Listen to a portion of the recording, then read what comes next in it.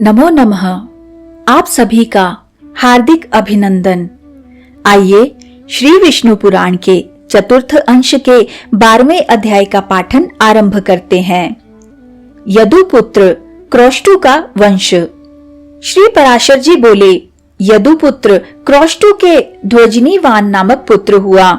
उसके स्वाति के रुशंकु के चित्ररथ और चित्ररथ के शशि बिंदु नामक पुत्र हुआ, जो 14 महारत्नों अर्थात चक्र, रथ, मणि, खड़ग, चर्म, ढाल, ध्वजा और निधि खजाना, ये 7 प्राणहीन तथा स्त्री, पुरोहित, सेनापति, रथी, पदाति, अश्वरोही और गजारोही का स्वामी तथा चक्रवर्ती सम्राट था।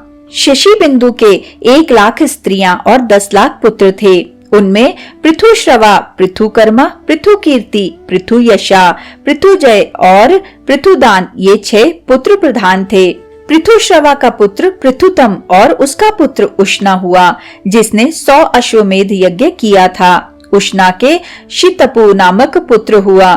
शितपु के रुक्कम कवच के परावृत तथा परावृत के रुक्मेशु, पृथु, ज्यामघ, वलित और हरित नामक 5 पुत्र हुए।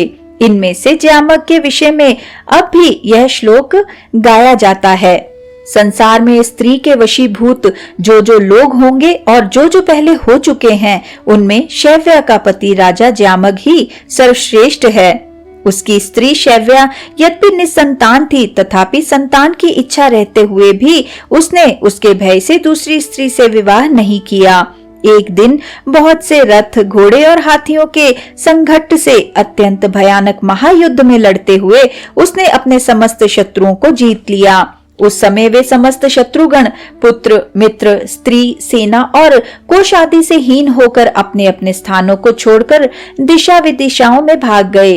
उनके भाग जाने पर उसने एक राजकन्या को देखा, जो अत्यंत भय से कातर हुई विशाल आंखों से देखती हुई, हे तात, हे मात, हे भ्रात, मेरी रक्षा करो, इस प्रकार व्याकुलता पूर्वक विलाप कर रही थी। उसको देखती ही उसमें अनुरक्त चित्त हो जाने से राजा ने विचार किया, यह अच्छा ही हुआ, मैं पुत्रहीन और वंध्या का पति हूँ। ऐसा मालूम होता है कि संतान की कारण रूपा इस कन्या रत्न को विधाता ने ही इस समय यहाँ भेजा है, तो फिर मुझे इससे विवाह कर लेना चाहिए, अथवा इसे अपने रथ पर बैठाकर अपने निवास स्थान को लिए चलता हूँ।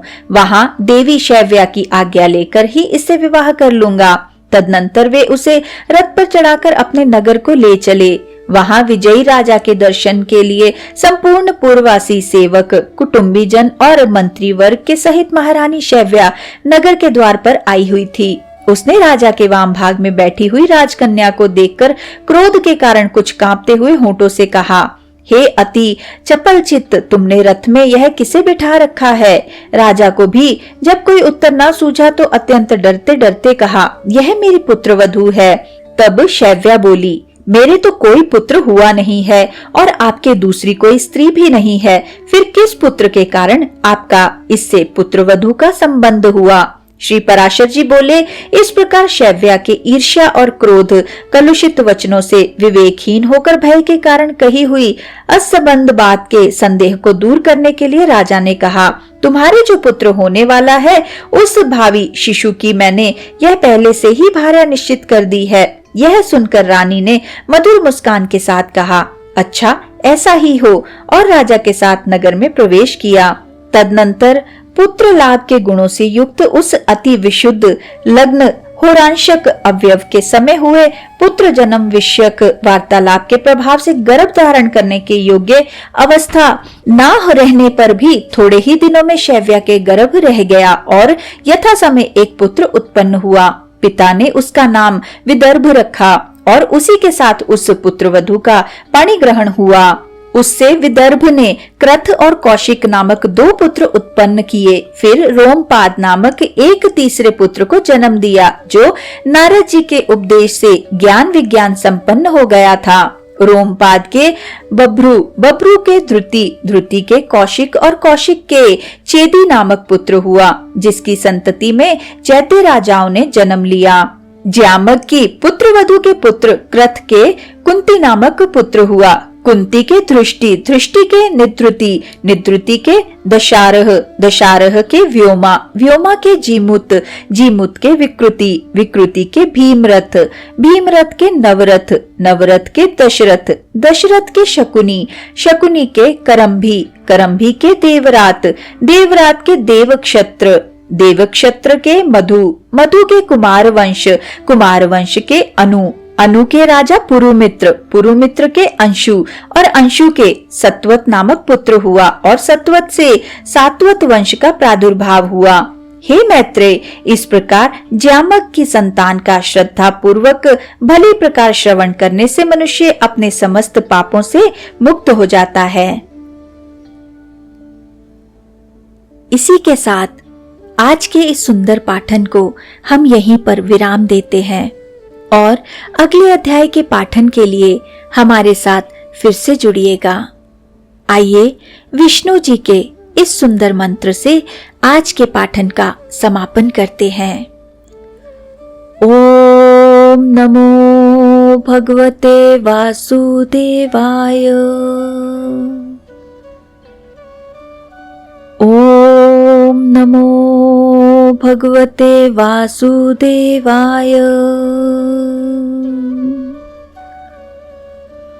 ओम नमो भगवते वासुदेवाय।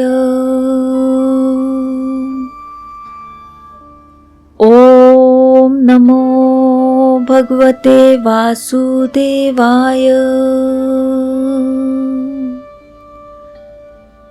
ओम नमो भगवते वासुदेवाय।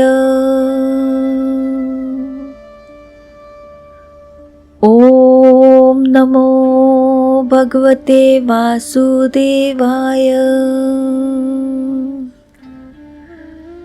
ओम नमो भगवते वासुदेवाय। धन्यवाद।